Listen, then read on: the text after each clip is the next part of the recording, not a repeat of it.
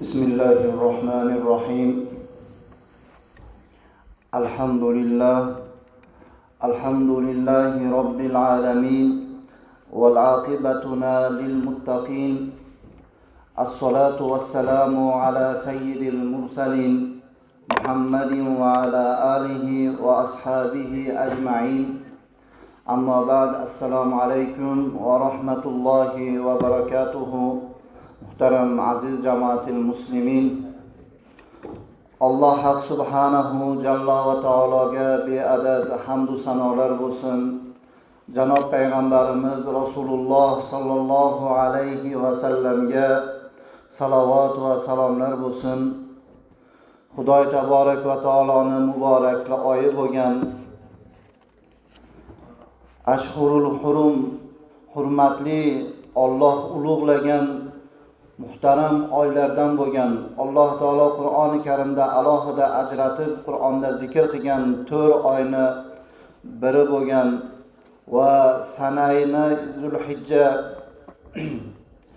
hijriy yilimizda oxirgi oyi, mana bu yil islomiy hijriy yil bo'yicha 1446-yil bo'lsa 12-oyi bo'lgan Zulhijja oyini boshida mana bugun 3-sida turibmiz. Alloh subhanahu va taolo bu muboraklik oy, ulug' oyini barchalarimiz uchun muboraklik qilgan bo'lsin. Bu muboraklik Zulhijja oyidagi amallarimiz, ibodatlarimiz, takbir tashriqlarimiz, tutilayotgan nafl ro'zalarimiz Alloh subhanahu va taolo hammalarimizdan qabul aylagan bo'lsin. Xudoy taborak va taolo Qur'oni Karimda qaysiki ulug' narsalar bo'lsa, Alloh ulug' narsalariga, yaratgan ulug' narsalarni sha'nida Qur'onda zikr qilib haqqida qasam ichgan. Mana shu Alloh qasam ichgan kunlardan biri mana turgan 10 kunligimiz Zulhijja oyini 10 kunligi. Alloh taolo Qur'oni Karimda Estaizu billah val fajr va layalin ashr, fajrga, tong otishiga qasam, va layalin ashr va 10 kechaga qasam deb Alloh taolo qasam ichgan. Mana bu 10 kechani mufassirlarimiz shu Zulhijja oyini 10 kechaligi. Zulhijjani birinchisidan boshlab 10-si mana inshaalloh Idul Azho Qurbon hayiti kuni mana shu kungajon bo'ladigan 10 kechani ashr kechalari deyiladi.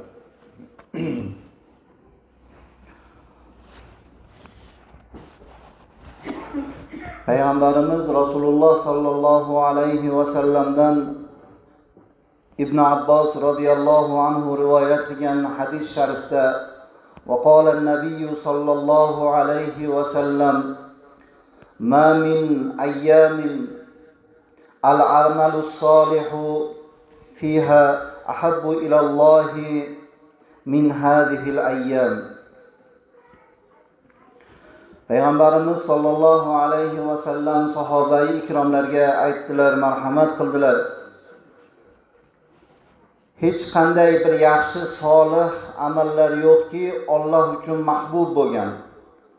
Bir yilda ichida eng Alloh qilgan bandasini amallaridan, yaxshi savobli amallaridan eng Allohga yoqadigan kun mana shu ayyomul ashr, Zulhijjani 10 kunligidagi qilingan amallar Allohga eng yoqadigan amallar deb payg'ambarimiz sahobalarga marhamat qildi.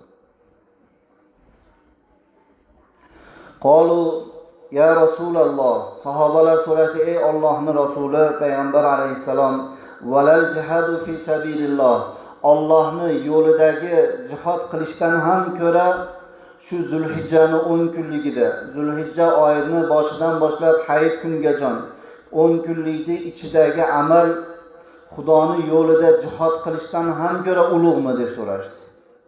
Chunki payg'ambarimiz alayhisalom bu hadisni rivoyat qilgan paytda islomdagi eng ulug' amal jihod edi. Chunki o'sha paytda ahli kufrlarning ustidan yer yuzi islom olami shunaqangi bir jihodlar ko'p bo'lganligidan misolda ko'p narsa jihod bilan aytilib ko'rsatilardi. Shu qilayotgan jihodlarimizdan yurtimizni tashlab, bola chaqamiz o'lim ko'zimizga ko'rinib tursa, mana shu jihoddan ham ko'ra amal Xudoning nazdida ulug'mi shu Zulhijja oyidagi Allohning yo'lida qilingan yaxshi amallar. Payg'ambarimiz alayhissalom valal jihod Alloh yo'lidagi jihoddan ham ko'ra ulug'roq shu Zulhijjadagi qilgan bandani amallaridir. Magaram deb shart qo'ydilarki Payg'ambarimiz alayhissalom agar kimki illa rajulun kharaja bimalihi va nafsihi thumma lam yarga min zalika bi shay. Magaram bir jihodiyki Alloh yo'lida bir odam moli dunyosini bor moli mulkini olsa Alloh yo'lida deb va nafsini olsa Xudo yo'lida bir jihodga chiqsa yurtini uchun, vatani uchun, eng avvalo dini uchun, mo'min musulmonlari uchun shularni saqlashlik niyatida mana shu yurtini tashlab chiqishlik jihod deyiladi. Katta jihod shu. Butun molini olsa, jonini olsa-yu jihoddan biror narsa olib qaytmasa, moli ham o'sha yerda qolsa, joni ham o'sha yerda qolib ketgan bo'lsa-gina shu mana Zulhijja oyidagi qilgan amallardan ko'ra shu amal ulug'. Bo'lmasam Zulhijja oyidagi 10 kunlikdagi ayniqsa qilingan amalni savobi birorta amalga yetmaydi degan.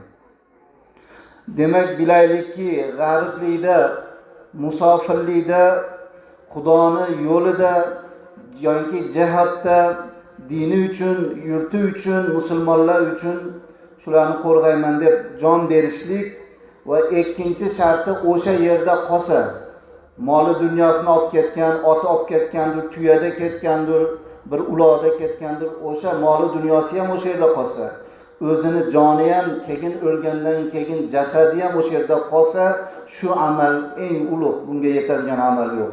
Lekin agar o'sha yerda qolmasa, unda Allohning yo'lidagi solih amallar shu 10 kunning ichidagi Zulhijja oyidagi amallarning savobi ulug' dedi. Endi bir misoli shunga o'xshaydi. Mana bu jihod to'g'risidagi buni ham siz va biz musulmonlar bilishligimiz kerakki, bugungi kunda mana elimizdan, yurtimizdan butun yer yuzi musulmonlar qancha yurtlarga borib, xosatan mana Rossiya davlatlariga borib, tirikchilik, halol rizq, bola chaqa, ota-ona deb yurganlar.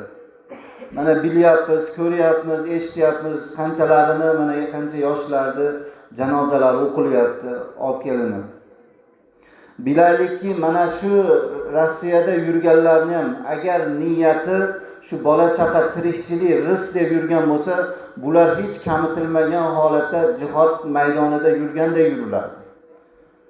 Chunki Payg'ambarimiz sollallohu alayhi va sallam hadis sharifda man bata kallam min talabil halal bata maghfurun lahu degan. Kim bir yurtga borsa, bola chaqa boqaman, halol yedirib ichirayin deb turib, rizq talabida bir yurtda yursa, borsa-yu, mabodo o'sha yerda qozoyi ajal kelib, o'sha yurtda musofirlikda vafot qilgan bo'lsa, bata maghfurun lahu, gunohlari kechirilib ketadi degan. Alloh taolo o'sha musofirlikda hurmatidan gunohlarini kechib yuboradi degan. Hali janozasi o'qilmaydi. Shunda bo'ladigan bo'lsa, birodarlar, bugungi kunda sahobai ikromlarni mana Suvarun min hayot sahoba degan kitob bor. Butun sahobalarning hayotlari yozilgan. Nechta sahoba bo'lgan, nechta yashagan, qayerlarda yashashgan, qayerlarda dinga kirib, jonlarini qayerda omonatlarni topshirgan, jasadlari qayerda. Juda ham kam sahobalar Makka-i Mukarrama, Madina-i Munavvarada birodarlar, o'zini yurtida. Qolgan butun sahobalar yer yuzida boshqa joylarda qayerlarga islom uchun borgan bo'lsa, din uchun o'sha yerlarda qolib ketishgan. Ularni tuyalarga ko'tarib bu sahoba edi. Oboraylik Rasulullohning yoniga, Madina-i Munavvaraga ko'maylik deb sahobalar jamlanib ko'tarib olib borishmagan. Butun hammasi ko'plari o'sha paytda kufr yurt bo'lgan, musulmonlar bo'lmagan joylarda qolgan, o'sha yerlarda qabrlar o'sha yerda qolgan. Ya'ni aytiladigan narsaki, bugungi kunda mana yurtda bo'lsin, mahallada bo'lsin, shunaqangi bir Alloh saqlasin avvalo, lekin o'lim haq, bir musofir yurtda o'lim bo'ladigan bo'lsa, shariatdagi xosatan tirikchilik halol rizq deb yurgan odam eng yaxshisi o'sha yerda qolishligi bo'ladi.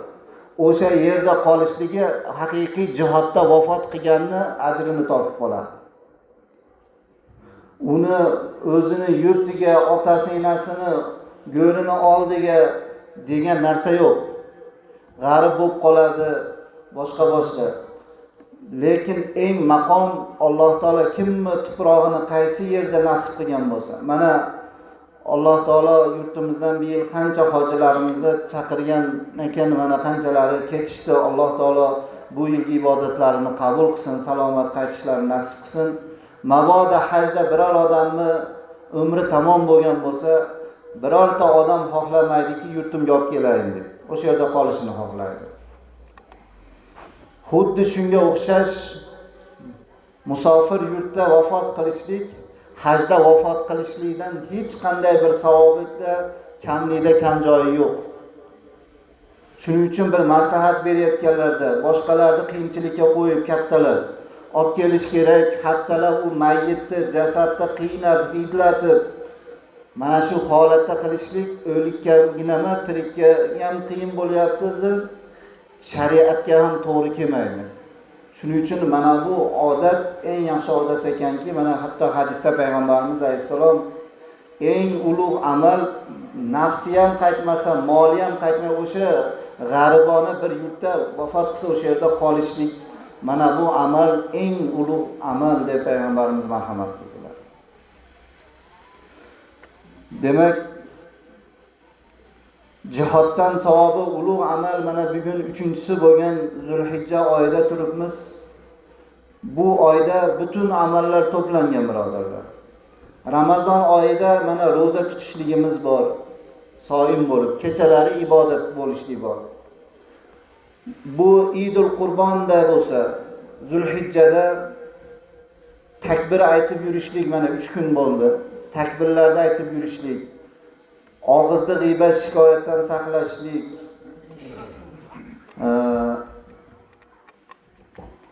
yo'inki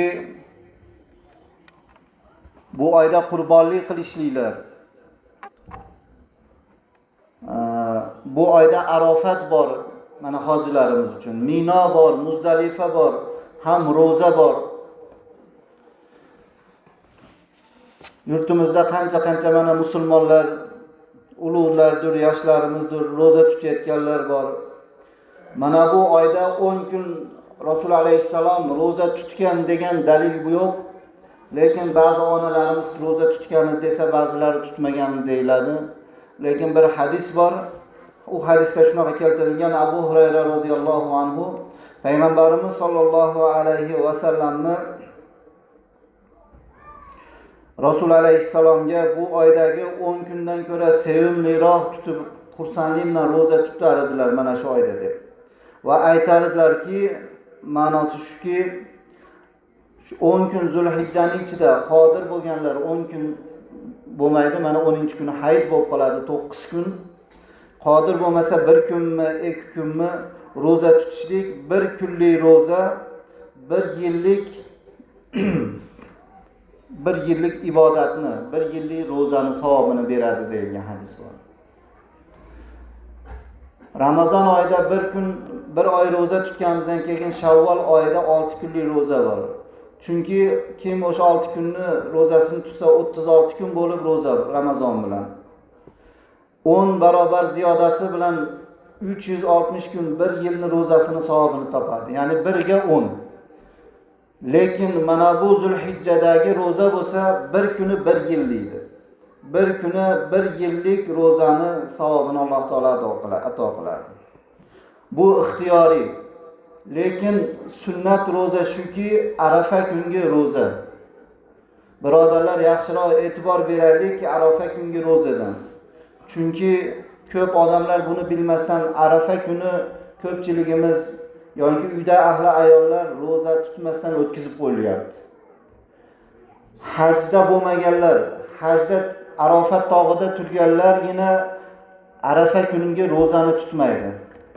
O'sha kuni hajda turmagan odam, Arafa kuni Arafat tog'iga nasib qilmagan odam borki, qodir bo'lsa, kasal bo'lmasa, ro'za tutishlik shariatimizda buyurilgan.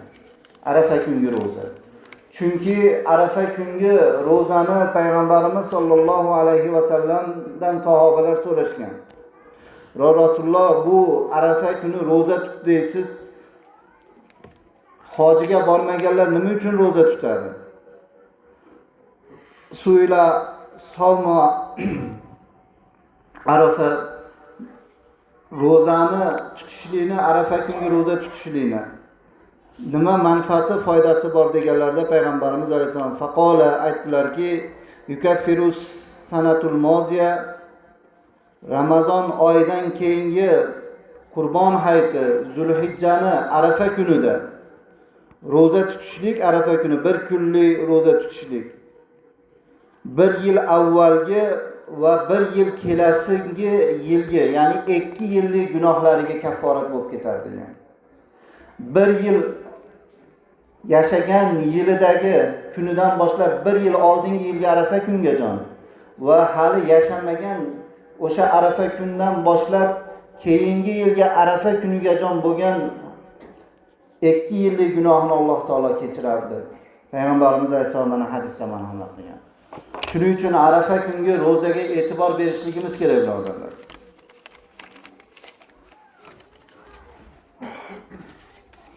Uzrliklar, musofirliklarga shart emas, lekin beuzr bo'lib turib ro'za tutmaslik. Endi bu qanaqa gunohlarga kafforat bo'ladi? Alloh taolo aytadiki, in tajtanibu kaba'ira ma tunhauna anhu nukaffir ankum sayyi'atikum. Ey bandalarim, deydi Alloh taolo, agar sizlar katta gunohlardan o'zlaringni saqlab yursalaring, katta gunoh kabiralar deyiladi. Alloh taolo sizlarni mana shunaqangi nafil ibodatlar bilan, sunnat amallar bilan nukaffir ankum sayyi'atikum, butun gunohlaringga kafforat qiladi.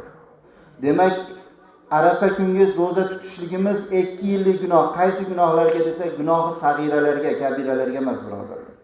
Demak, katta gunohlarni ham kechirib yuborar ekan, zulm, o'g'irlik, birovning haqqi, yo harom yeyishlik, harom yo'lda yurishlik, mana bu gunohlar kechirilmaydi, magaram tavba qilmay uchun, haqdorga haqqi berilmay uchun. Lekin kichkina gunohlarni Alloh taolo kechirib yuborar ekan. Shuning uchun Alloh taolo katta gunohlardan saqlansalaring, saqlanib yursalaring. Mana shunaqangi amallar bilan sizlarni yillik gunohlaringni Alloh taolo kechirib yuboradi degan. Shuning uchun mana bu kunlar tavba kunlari, istig'for aytish kunlari. Sahobai ikromlar xossatan mana bu oy kirgan paytlarda, Zulhijja oyi kirganda Anas ibn Malik roziyallohu anhu va shunga o'xshash ulug' sahobalar Abdulloh ibn Umar roziyallohu anhular butun Madinani bozorlarida takbir aytib, Allohu akbar, la ilaha illalloh, Allohu akbar va lillahil hamd. Mana shu takbirni bozorlarda aytib yurishardi, ko'chama-ko'cha. Bu faqat hayit kuni ertama hayit namoziga kelayotganda, yo hayitdan qaytayotganda, yo hayit namozida, yo mana bilamiz takbir tashrih kunlari bor. 5 kun takbir aytiladi. Har bir farz namozdan keyin farz vojib bizning mazhabimizda aytishlik. Ginamas mana shu oy kirgandan boshlab turib mana bu takbirlarni aytishligimiz kerak. Aytib yurishlik kerak. Shuning uchun mana bu uylarda, xonadonlarda, mashinalarda, telefonlarda yoshlarimiz qo'shiq, ashula eshitishliklar halol bo'lmaydi mana shu 10 kunlarda. Hojilarimiz butun bugungi kunda millionlagan yer yuzi musulmonlari kafanlarini yelkasiga olib, ulug' miqotda, ulug' maqomda Allohning baytida takbir aytib tursa, mo'min musulmon siz va biz bu yerda tavba qilishlik, takbir aytishlikning o'rniga mana shunaqangi bir harom qo'shiqlar bilan ovora quloqlarimiz yo tillarimiz shu bilan mashg'ul bo'lib turgan bo'lsa, bu bir katta gunoh bo'ladi. Shuning uchun mana shunaqangi qo'shiqlardan ham ehtiyot bo'lib o'tkazishlik kerak. Musulmon odam mana shu kunlarda 2 yillik gunohim kechirilsin deb umid qilgan odam. Chunki payg'ambarimiz alayhissalom mana hadis sharifda bu 10 kundagi bitta odamni bir kichkinagina amali shu 10 kun ichida ashla eshitmayin deb bir niyat qilishligi bilan payg'ambarimiz nima dedi? Alloh yo'lidagi jihoddan ham ko'ra katta amal qilganni savobini oladi degan. Mana bu ulug' maqomlarni topib olish deydi. Mana 7 kun qoldi. Shu 7 kunning ichida 3 kuni ketdi. Alloh taolo hammamizga nasib qilgan bo'lsin. Inshaalloh mana oldimizda kelayotgan Eidul Azho Qurbon hayiti nasib qilsa keyingi juma mana bugun oy hisobi bo'yicha islom davlatlari bir kunlik oy ko'rinadigan davlatlarda e'lon bo'ldi. 28-kuni oyni ko'ringanligi, shu bo'yicha hisob bo'yicha endi yer yuzida hozir 6-iyun juma kuni Eidul Azho Qurbon hayiti, 5-iyun kuni hozir aytganimizdek ulug' kun, kunlarning ichidagi eng ulug' kun, tunlarning ichidagi eng ulug' tun bilamiz Qadr kechasi. Ramazondagi Qadr kecha tunlarning ichida eng ulug' kun bir yil ichida. Kunduzlarning ichidagi, kunlarning ichidagi eng ulug' kun bo'lsa Arafa kuni, hayit kuni emas, Arafa kuni hisoblanadi. Shuning uchun Arafa kuni roza tutishlik 2 yillik gunohga kafforatligi. 5-iyun inshaalloh Arafa kuni deb e'lon qilindi muftiyat tarafidan. Endi mana bu takbirlarni inshaalloh Arafa kuni payshanba bo'ladigan bo'lsa, juma kunga yetmay qolar ekan. Bugungi mavzu o'zi qurbonlik so'yishlikni tushuntirishlik kerak ekan. Inshaalloh qurbonlik kuni, hayit kuni endi juma kuni bo'lar ekan. Hayit namozidan keyin so'yilgan uchun hayit namozi tushuntirilsa ham, hozir eng asosiysi mana Arafa kuni bomdoddan boshlab takbirlar boshlanadi. Bizda qishlog'imizda mana yoz kunlari mumkin 70-80% odam uyida, tolalarda, bog'da, tog'da namoz o'qiydi, 5 vaqt namoz. Ayollarimiz uyda o'qiydi. Shu Arafa kunida bomdoddan boshlab turib 4-hayit kuni asr namozigacha har bir farz namozini salom bergandan keyin takbir aytishlik vojib birodarlar. Savob bo'ladi degani emas, vojib degani farzni ukasi qarz bo'ladi. Namozda bitta vojib qolib ketgan bo'lsa nima qilinadi? Sajda sahv qilinadi. Xuddi shundan singari keyin esiga kelib ketsa ham, hatto masjidda aytilmay qolsa, imom aytmasa, boshqa bir odam eslatib qo'yadi. Hech kim esiga kelmasa, uyiga borganda bo'lsa ham aytib qo'yadigan, bo'ynidagi qarzi bo'ladigan. Hatto ayollar ham namoz o'qiganda. Bugun bizda ayollarimiz mana bu narsani bilmaydi. Har bir ayoli bor, opa-singlisi, onasi borlar. Yetkizsinki, Arafa kundan boshlab ularga ham vojib farz namozini salom berib takbir aytishligi. Chunki butun sahobiya onalarimiz takbir aytgan sahobalardan birga. Faqat ayollar masjidda birga namoz o'qisa, ayollar sal ohista aytadi. Uyda bo'lsa xohlasa, ichida xohlasa, yolg'iz o'qigandan keyin ovozini chiqarib takbir aytishlik vojib hammamizga. Musulmonki erkakdir ayol. 23 mahal namozga Arafa kuni hayit, 3-hayit, 4-hayit kuni asr namozida oxiri 23-saytinladi. Mana bu 23 farz namozga Allohu akbar, la ilaha illalloh, vallohu akbar, Allohu akbar va lillahil hamd deb bir marotaba takbir aytishlik vojib bo'ladi. Mana bu ham albatta zarur narsa va undan keyingisi takbir aytib yurishlik. Alloh Qur'onda vazkurulloha fi ayyamin ma'lumat, Alloh ma'lum qilgan kunlarda Allohga zikr qilib takbir aytinglar deb Alloh Qur'onda aytgan. Boshqa oyat karimada Baqara surasida vazkurulloha fi ayyamin ma'dudat deb adadli kunlarda, sanoqli kunlarda, mana shu 10 kunda yoki ma'dudat hisobli kunlar Arafa kundan boshlab 4-hayit 23 mahal namozga takbir aytinglar deb mana Qur'onda kelgan oyat bilan sobit bo'lgan narsa. Shuning uchun mana bu takbirlarga e'tibor berishligimiz, ehtiyot bo'lishligimiz, imom domlalarimiz masjidlarda tushuntirishligi, har birimiz ahllarimizga yetkazib, yolg'iz tolada, ko'chada, qayerda namoz o'qisak, farz namozdan keyin har namozda qoldimi bitta vojibni tark qilganda gunohkori bo'lib gunohini olamiz. Shuning uchun ehtiyot bo'lishlik kerak. Inshaalloh mana undan keyin bu ulug' kunda amallarning qatorida hozir aytganimizdek qurbonlik hayiti, qurbon hayiti deb nomlanib qolgan. Chunki bu kunda qurbonlik qilishlik bor. Qurbonlik qilishlik bo'lsa, 4-hayit kunga emas, 3-hayit kunini kun botgungachalikka o'sha 1-kuni, 2-, 3-kuni xohlagan kuni qilsa bir xil savobi bo'laveradi.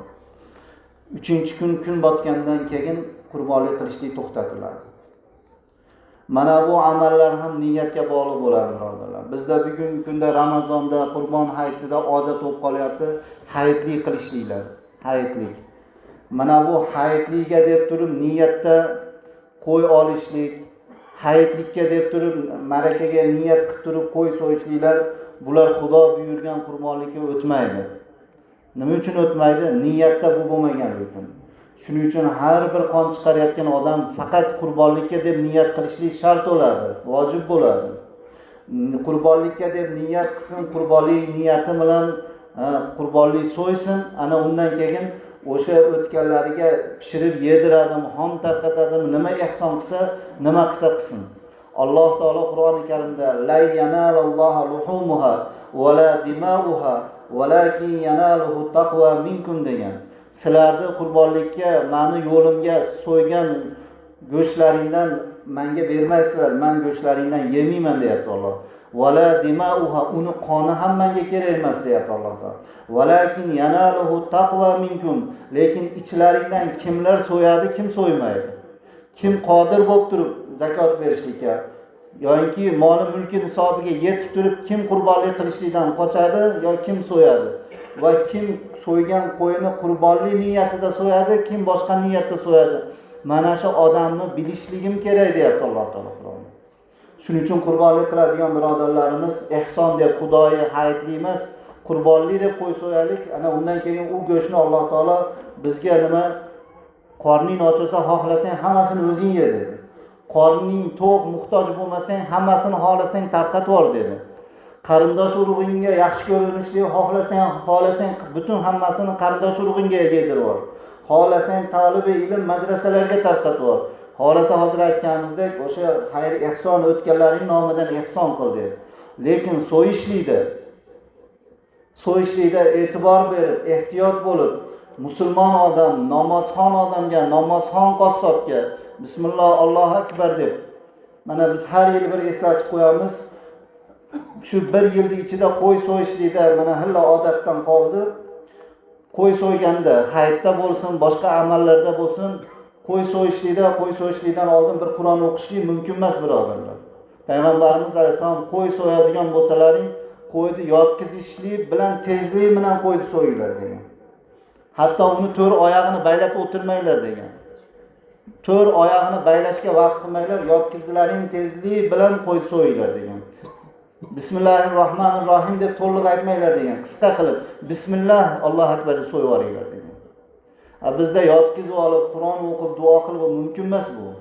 Nima uchun qayerdan keldi bu Qur'on o'qishlik desa, qo'y so'yishlikda Qur'on o'qishlik, Qurbon hayitidagi qo'ygagina Qur'on o'qishlik bor. Alloh taolo Qur'onda oyat tushirgan. Mana bu oyatni o'qitilib, qul inna solati va nusuki va mahyaya va mamati lillahi robbil alamin la sharika lah va bizalika umirtu va ana avvalul muslimin bismillahirrohmanir akbar deb qo'y so'yiladi. Qur'on hayitdagi qo'ygagina. Mana shu oyatni o'qib. Qassoblarimiz yodlab olishlik kerak, bilib olishlik kerak. Bo'lmasa bir qog'ozga yozib olib odamlarni qo'ylarini so'yib berayotganda shuni aytib turib so'yish kerak. Ey Alloh, meni namozim bugungi qurbonlik o'qigan qurbon hayit namozim va nusuki mana bu so'yayotgan qurbonligim, meni o'zimni avlodimdan o'tgan o'liklarimiz, yashayotgan avlod tiriklarim lillahi robbil alamin, sen uchun tavakkal, Alloh seni yo'lingdamiz, senga omonatmiz degan bo'ladi. Seni hech qanday sheriging yo'q. so'yayotgan mana shu qon oqizayotgan qonimni o'zing uchun so'yayapman. Ehsonga deb odamlar ko'rsin bilsin deb emas, o'zing uchun buyurganing uchun so'yayapman.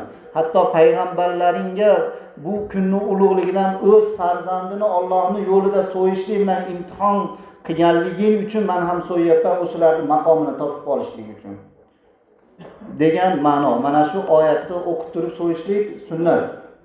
Bilmagan bo'lsa bismillahirrohmanir akbar deb bir oyat o'qib qo'yishlik bo'ladi. Bu qurbonliklarga bilamiz, hammamiz eshitganmiz, yana bir bor qisqa eslatib qo'yamiz, vaqtimiz yaqinlashib qoldi. So'yilishlikka 4 xil hayvonlar, tuya, mol, qo'y, echki. Mana bu narsani erkagi, ayoli shu 4 xil hayvon so'yiladi. Bulardan boshqalari, tuyani, masalan, qo'yning o'rniga kiyik so'yishlik, go'sht qimmat, shirinroq, olib kelishlik puli qimmat, lekin shariatda qurbonlik o'tmaydi. Qurbonlikka hozir aytganimizdek echki so'yishlik, qo'y so'yishlik, mol so'yishlik yoki tuya so'yishlik. Echki so'yadigan odam orzora deb echki so'ysa, qodir bo'lsa, Alloh qabul qilsin, bo'laveradi. Shariatda ruxsat qo'ydi, tuyani savobida bo'ladi. Lekin sharti birga kirgan, bir yashar. Bizlarga qo'y, echkilar 6 oyda tug'adi, 6 oy 1 yoshda beradi. Shariatda itnashir degan 12 oyda ko'rishligi. Xuddi odamni yashi hisobida echkini 12 oy yashagan bo'lishligi shart. 11 oy yashagan bo'lsa qurbonlik o'tmay qoladi. Shuning uchun e'tibor berib, ehtiyot bo'lib echki so'yadigan odam 1 yoshga kirgan bo'lishligi shart. Ikkinchisi bo'lsa, qo'y so'yadigan bo'lsa, qo'y ham 1 yashar bo'lishligi shart. Endi shariat uzr bilan ruxsat bergan qo'y agar 6 oydan oshiq bo'lsa, lekin ko'rinishda 1 yashar qo'yni savlatini beradigan bir kasalligi yo'q, kamchiligi yo'q, aybi yo'q, juda ozg'inmas, to'la qo'y bo'ladigan bo'lsa, 6 oydan oshgan qo'yni so'yishlik bo'laveradi. Pichma qo'ylar ham so'yilishlikka shariat ruxsat beradi, bo'laveradi. Mol bo'lsa, mol 5 yashar bo'lishligi shart. Tuyalar 7 yashar bo'lishligi shart. Mol qo'ylar 2 yashar bo'lishligi shart. 2 yashar, ya'ni 24 oyga o'tishlik kerak. Novvoz so'yadigan bo'lsa, mol so'yadigan bo'lsa. Ana endi tuyalar 5 yoshga kirganligini so'yishlik kerak. Tuya so'yishlik ham g'o'bada bizda mana odat bu yoqdan olib kelayotgan tuyani yoshini so'rab 5 yashar emas, 4 yashar tuyani so'ysa nima bo'ladi desa qurbonlik o'tmaydi, yana kamiga bo'yniga qarz bo'lib qoladi. Shuning uchun shuni yoshlarga e'tibor beraylik. Olayotganda qo'y bo'lsa bo'ldi emas. Endi bir kamchiliklari bo'lishligi, ozg'in bo'lish yoki cho'loq bo'lish, bular uzrli narsalar. Bo'lmagani yaxshiroq deyiladi. Yaxshisini so'rgan yaxshiroq, lekin yashi yetishligi bu shart narsa. Shuning uchun yashiga e'tibor berib, 9 oy 10 oylik echkilarni so'yishlik, 6 oyga yetmagan qo'yni so'yib yuborishlik semiz ekan deb. Yoki mol 2 yashar bo'lmasa, xunajinni, novvozchalarni 1 yashar, 1 yashar so'yishlik bo'lgan mol, tuyalar shariatda mana bilamiz 7 kishiga jon bo'laveradi. 7 ta qo'shni to'planib o'rtada bir xil pul qilib, bitta 2 yoshga to'lgan molini olib so'yishligi 7 oy ham sharti qurbonlik niyatida bo'lsa.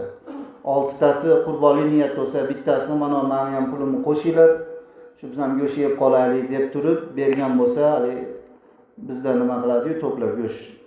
Shunaqangi qil niyatda bo'lib qolgan bo'lsa, 6 tasini ham qurbonligi buziladi, 6 odan ham qabul bo'lmay qoladi. Shuning uchun puli ham bir xilda bo'lishligi shart. Birorta kamroq bo'lib 1000 so'mdan to'plagan bo'lsa, mana 500 ni qo'shib olaylar, go'shtimni mana 500 so'mlik go'sht olaman, qolganini sizlar 1000 so'm olasiz, bo'lmaydi, o'tmay qoladi. Shuning uchun billalikda niyat qilganlar puli ham niyati bir xil bo'lishligi shart. Bo'lmasa qurbonlik o'tmaydi, qolganlar ham o'tmay qoladi. Shu narsalarga ehtiyot, e'tibor berishligimiz. Qo'y echkilar bir kishining nomidan bitta hisoblanadi. Bir oilada otani mana bizda qo'y mollarni bir oiladan nima uchun bitta so'ygan desa, shu kungajon bizda ayniqsa O'rta Osiyo musulmonlari otani ulug'lab, otani hisob-kitob otani qo'lida bo'lgan. Shuning uchun ota qurbonlik qilgan shu butun farzandlari nomidan yetgan. Endi uy-joyi bo'lay bo'lsa, farzandlari uy-joyi bo'lay bo'lib, cho'ntak bo'ladigan bo'lsa, qurbonlikka qodir bo'ladigan bo'lsa, farzandlar o'zi so'yaradi. Qizlar qiz ham so'ysa, xotinni mulki alohida bo'lsa, xotin ayollar ham qurbonlik qilsa bo'laveradi. Oysha onamiz yo Rasululloh, men sizni xotiningizman mana ikkita qo'y so'yib qurbonlik qildingiz, men ham qurbonlik qilsam bo'ladimi? Ozgina pulim bor, qurbonlik qiling dedi. Nima qilaman? O'zim so'yaman deganda, so'yishni bilsangiz so'ying. Bizda o'qlomin deb so'ysin, mumkin emas bunaqa gaplar. So'yasangiz so'ying, so'yalmasangiz qassob olib kelib so'ydiring, qassobni bir ozgina haqqini berib rozi qiling. Ikkinchisi shu shartni bilib qo'yaylik, o'zingiz so'ymaysangiz, qurbonlik qilayotganingizda so'yilayotgan qo'yni ustida qiblaga qarab takbir aytib tika turib turing, chunki qo'yni birinchi qoni otilib chiqishi bilan bütün gunohlaringiz o'sha qo'yni qoni bilan birga yerga tushadi. Ya'ni gunohlaringiz butun hammasi kechirilib ketadi dedi. Shuning uchun qurbonlikning ilmi mana bu. Alloh subhanahu va taolo mana bu Zulhijja oyida turibmiz, 10 kunlikda turibmiz. Bu kundagi ibodatlarimiz, zikrlarimiz, tutilayotgan nafl, ixtiyoriy qazodir, vojib ro'zalardir. Hammamizdan Xudo qabul aylagan bo'lsin. Oldimizda kelayotgan Eidul Azhoni hammalarimizga Xudo taolo muboraklik qilgan bo'lsin. Subhana robbika robbil izzati amma yasifun va salamun alal mursalin valhamdulillahi robbil alamin. Amin.